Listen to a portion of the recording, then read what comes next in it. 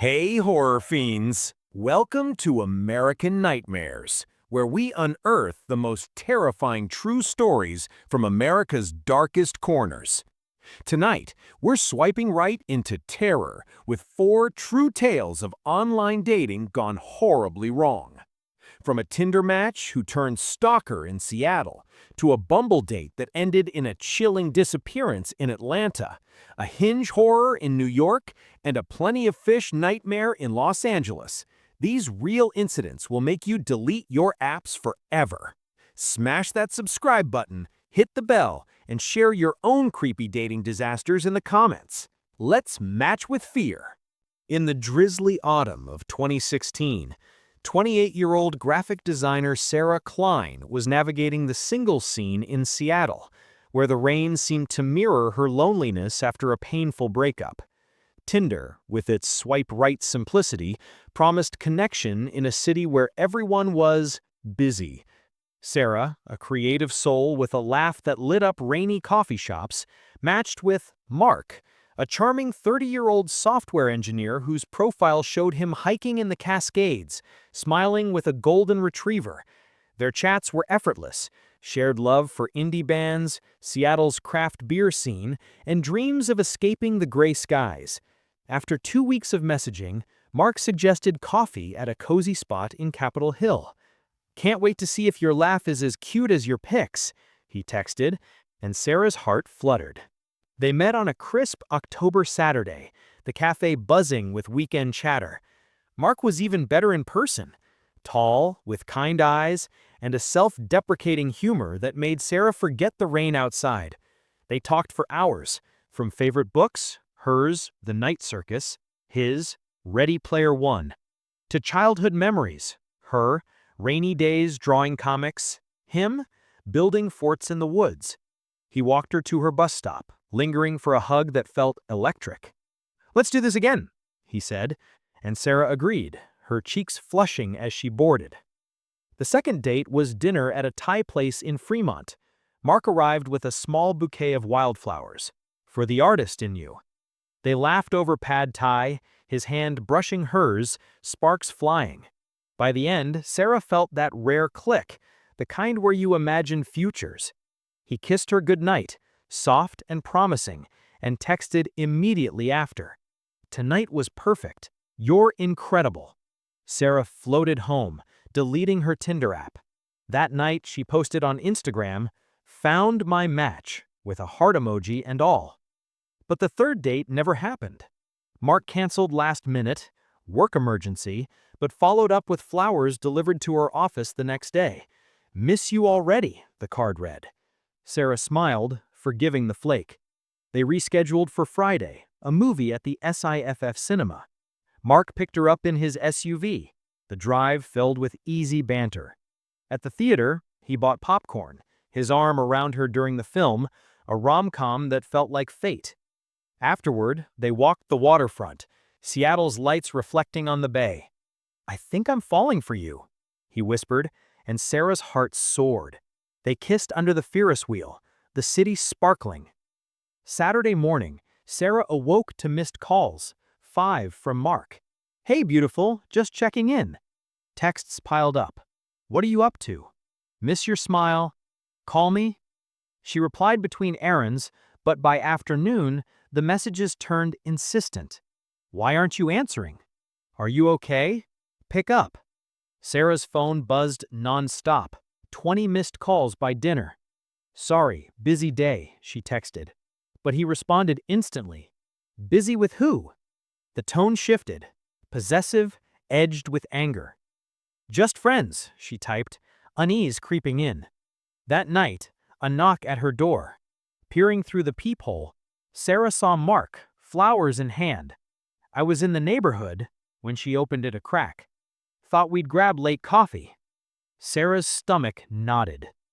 "It's late, Mark. Rain check?" He pressed. "Come on, I drove all the way here." She closed the door, locking it, heart pounding. His texts resumed. "Why are you being cold? Did I do something?" By morning, 50 messages escalating. "You're ghosting me? After everything?" Sarah blocked him, deleting the app. Too intense, she told her friend over brunch. Red flag city. But blocking didn't stop him. Monday at work, a delivery. Dozen roses. Card, can't stop thinking about you. M. Tuesday, her phone rang from unknown numbers. Voicemails. Sarah, it's Mark, we need to talk. Wednesday, she spotted him outside her office building, leaning on his SUV, waving. How did you know where I work? She confronted, voice shaking. I mentioned it. He smiled. Coffee? She fled inside, calling HR for advice. Document everything, they said. But no threats, no crime. Thursday night, asleep at 2 a.m., Sarah jolted awake to her doorbell. Through the peephole, Mark stood there, rain-soaked. Open up, Sarah. We need to fix this. She grabbed her phone, dialing 911. My ex is outside my door, won't leave. Police arrived, escorting him away. Sir, you need to go. She's not interested. Mark complied, but not before saying, You'll regret this. The harassment intensified. Friday, her Instagram DMs flooded. Fake accounts with his photo. Miss you. Why are you doing this? Saturday, packages at her door. Lingerie, chocolates, notes. For us. Sunday, he appeared at her favorite coffee shop. Coincidence. Sarah changed her number, her locks, but he found her email through LinkedIn. I know you're scared, but I love you. Give us a chance. By week 2, Sarah was a wreck, barely sleeping, jumping at shadows. She filed a restraining order, but proving stalking without physical threats was hard. Police visited Mark's apartment. He was cooperative, just a misunderstanding. But his online presence exploded. Posts tagging her, my soulmate. Friends urged her to move. She did, to a friend's place across town. 3 months later, Sarah returned for her things. The apartment was trashed, clothes shredded, photos smashed, walls scrawled, mine. Police dusted for prints. No matches. Mark vanished, his profiles deleted. Sarah rebuilt, but trust shattered. Dating apps are roulette. One swipe and your life is the prize. In 2017, Seattle police investigated similar cases. Mark was never charged, but Sarah's story echoes hundreds. Online matches turning obsessive, real-life terror. In the humid spring of 2015, 32-year-old marketing executive Lauren Mitchell was back on the dating scene in Atlanta after a divorce left her wary but hopeful. Bumble, with its women message first rule, felt empowering. She matched with Derek, a 34-year-old architect with a profile full of skyline photos and a bio promising adventures in the Peach State. Their chats were flirty, shared love for Braves games, Southern food, and weekend hikes in the Chattahoochee National Forest. After a week, Derek suggested dinner at a trendy spot in Midtown. Can't wait to see if your smile lives up to the pics, he messaged, and Lauren, heart racing, agreed. The date was magical. Derek was charming, tall, with a warm laugh and stories of building eco-homes. They talked for hours over craft cocktails, his hand brushing hers, sparks flying. You're different, he said, walking her to her car. Let's do this again, soon. Lauren drove home buzzing, texting her sister, think I found a keeper. Their second date was a picnic in Piedmont Park, cheese, wine, sunset kisses. Derek opened up about his troubled past, a vague mention of a bad breakup, but his eyes softened when he looked at her. You're healing me, he whispered.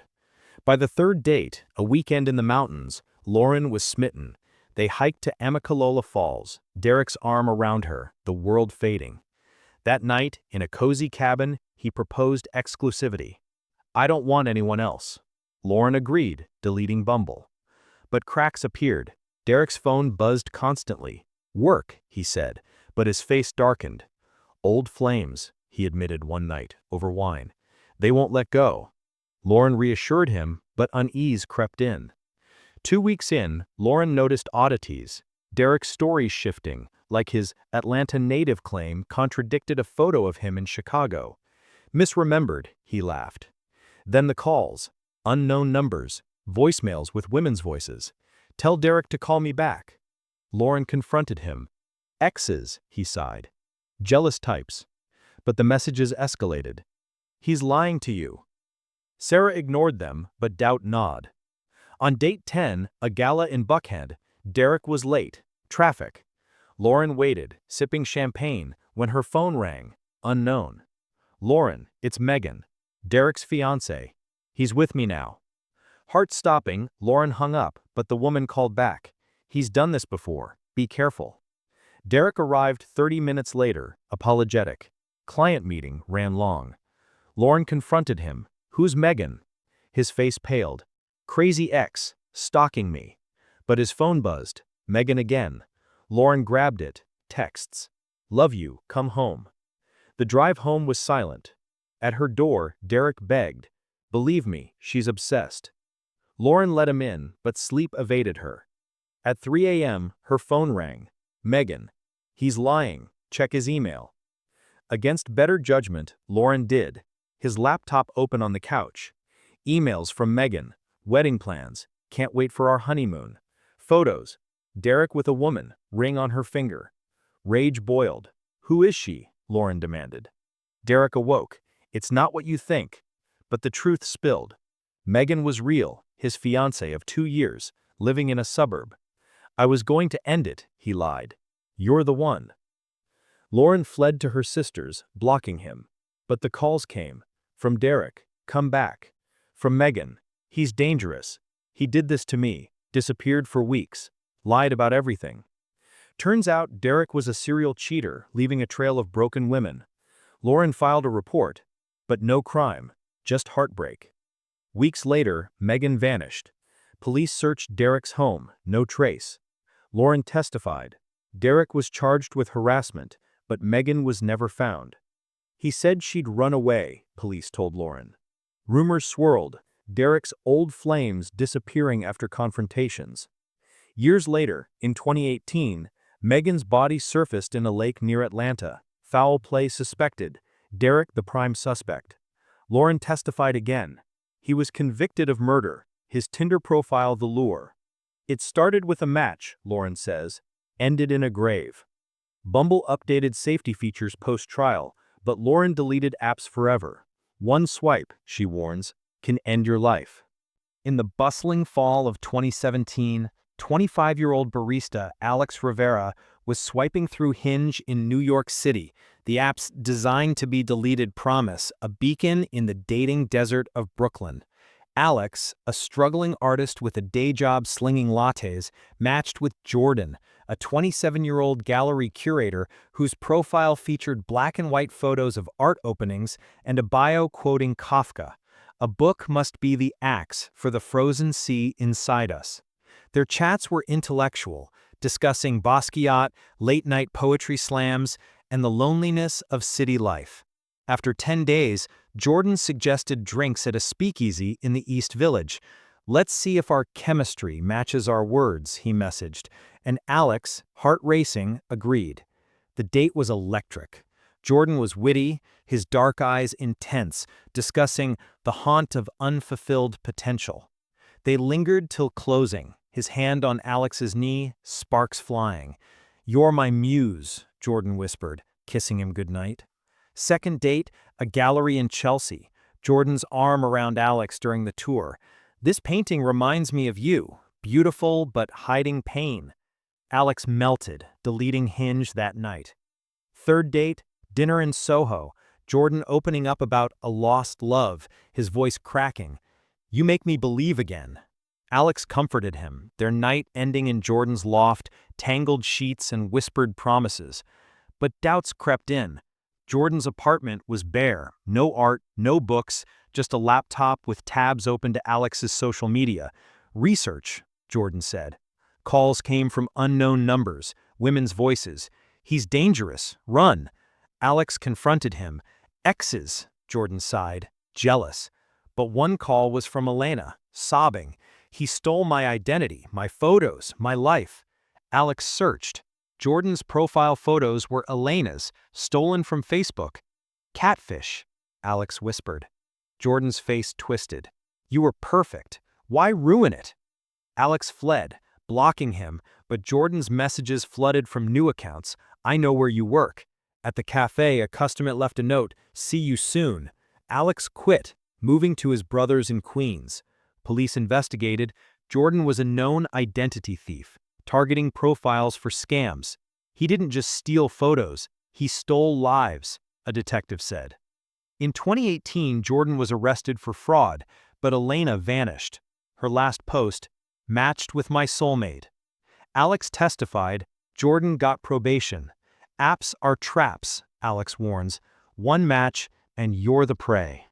In the sun-soaked winter of 2018, 30-year-old screenwriter Mia Lopez was browsing Plenty of Fish in Los Angeles. The app's free messaging a lifeline after a string of bad auditions. Mia, a Latina dreamer with a script about immigrant ghosts, matched with Carlos, a 32-year-old producer whose profile promised Hollywood magic and real connection. Their chats were passionate, discussing La La Land versus Moonlight, shared dreams of Oscars. After 2 weeks, Carlos suggested lunch at a cafe in Silver Lake. "Your words paint pictures," he messaged, and Mia, butterflies churning, agreed. The date was a dream. Carlos was charismatic, his laugh infectious, stories of big meetings captivating. They lingered over tacos, his hand on hers, sparks flying. "You're my leading lady," he said, walking her to her car. Second date, a hike in Runyon Canyon, Carlos's arm around her, city lights twinkling below. "I see a future," he whispered. Mia deleted POF, heart full. Third date, dinner in Hollywood, Carlos gifting a necklace, "For my star," but his phone buzzed constantly. "Agents," he said, face darkening. Mia ignored it, lost in the romance. Week 2, red flags emerged. Carlos's producer tales shifted. Projects delayed, meetings canceled, texts grew demanding. "Where are you?" after a girls' night. Mia confronted him. "Stress," he sighed. "You ground me." But a call from Sophia. "He's lying. He's married." Carlos denied it. Crazy ex. Mia searched. His profile photos matched a married man from LinkedIn. "Catfish," she whispered. Carlos's eyes flashed. "You don't understand."